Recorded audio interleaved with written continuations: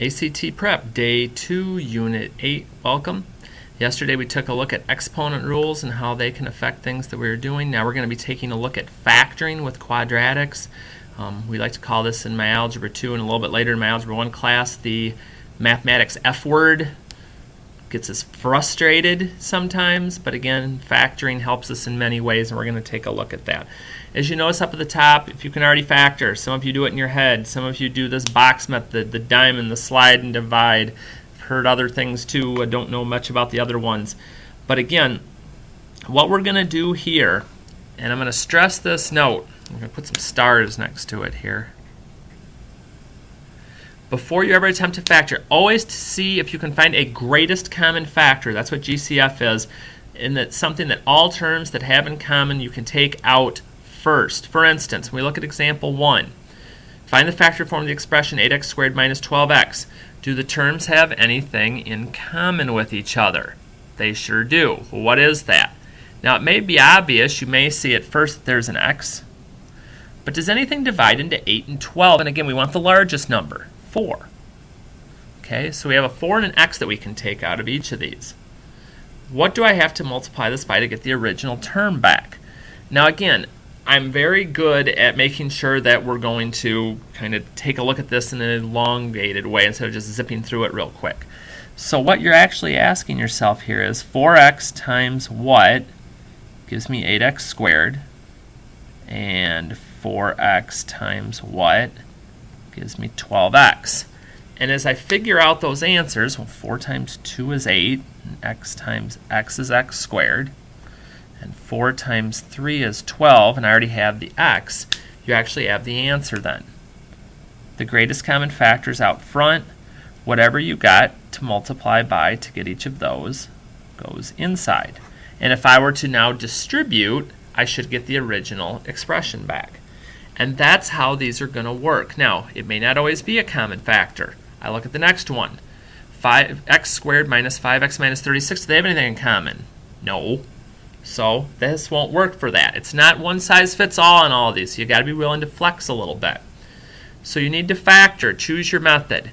Most of you probably have seen a diamond at this point. If you haven't, we're going to do it where you're going to be able to do this mentally soon anyway. But just in case,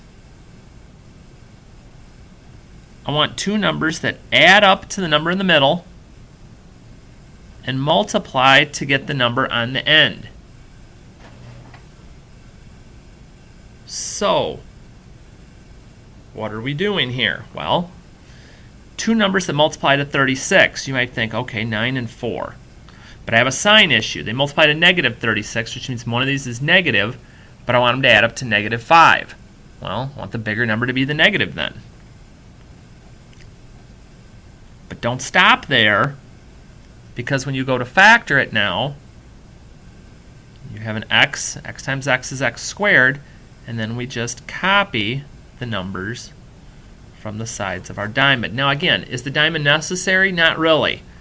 Because again, as long as you can remember you're multiplying to get the number on the end and adding to get the number in the middle, you're going to be fine anyway. So go ahead, try to do it mentally, but if you need that little bit of a physical reminder, this is fine. Okay, let's slide up a little bit here.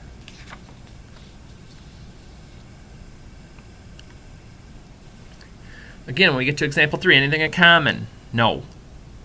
You're like, ooh, there's no middle term. I could try to do the x on this one, but again, I don't want to waste a bunch of time here. Here's something that's special. 64. Now, where have I seen a number like that before? Oh, yeah, when we were doing stuff with breaking down radicals. It's a perfect square.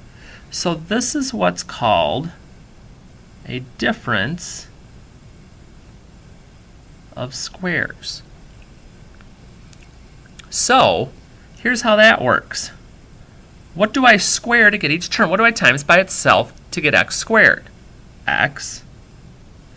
What do I times by itself to get 64? 8, because you hopefully know your perfect squares by now. And to get a negative 64, I need a positive and a negative. And I'm done. Okay. Keep it simple.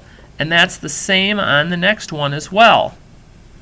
Nothing in common. It's not just an x squared term, so even if you tried doing the diamond on this one, you can't do it on this one. So get my parentheses. These go quick. What do I square to get 9? 3. I square x to get x squared. 49 is 7. And again, it's negative, plus, and minus.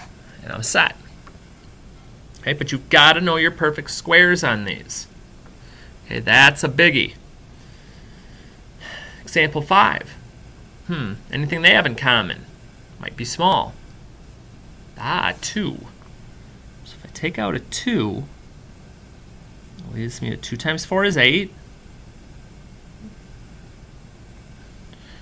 And 2 times 25 is 50. Yeah, now since there's an equal 0, what's that mean? I still have to factor this, just like I did before.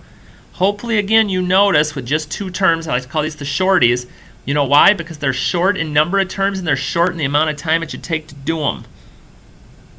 What do I square to get 4x squared? 2 and an x. What do I square to get 25? 5 with a plus and a minus. That equals 0 means we have to solve, which means each set of parentheses, or each quantity that has an x, the 2 doesn't have an x, so we ignore it.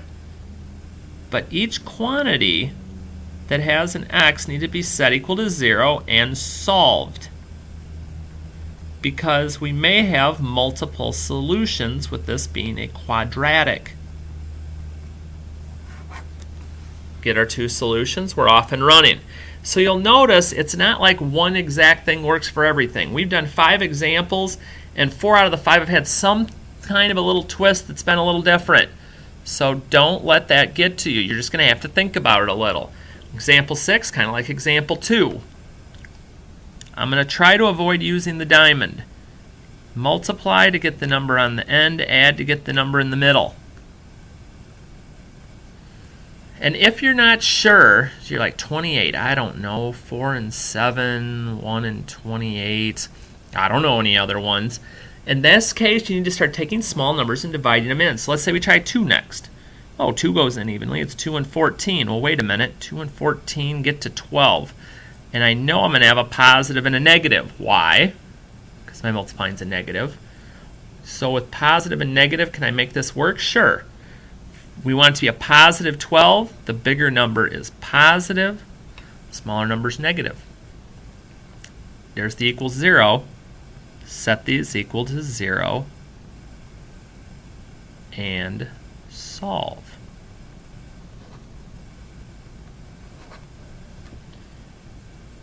You get to that last one, you're like, well, we haven't done any with a number in front of x squared, and there's not going to be one there if you follow the golden rule number 1. Everything have anything in common? 3.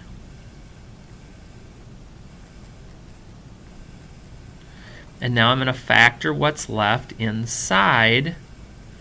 So again, multiply to get the number on the end, add to get the number in the middle. What do I know? Well, if they add to a negative and they multiply to a positive, they both have to be negative. What multiplies to get to 10 that adds to 7? 5 and 2. Again, I don't set the 3 equal to 0. It has to be there. But I'm only solving the parts that have x. And I have my solutions. So congratulations, we have made it through unit number 8. Again, any questions, let me know.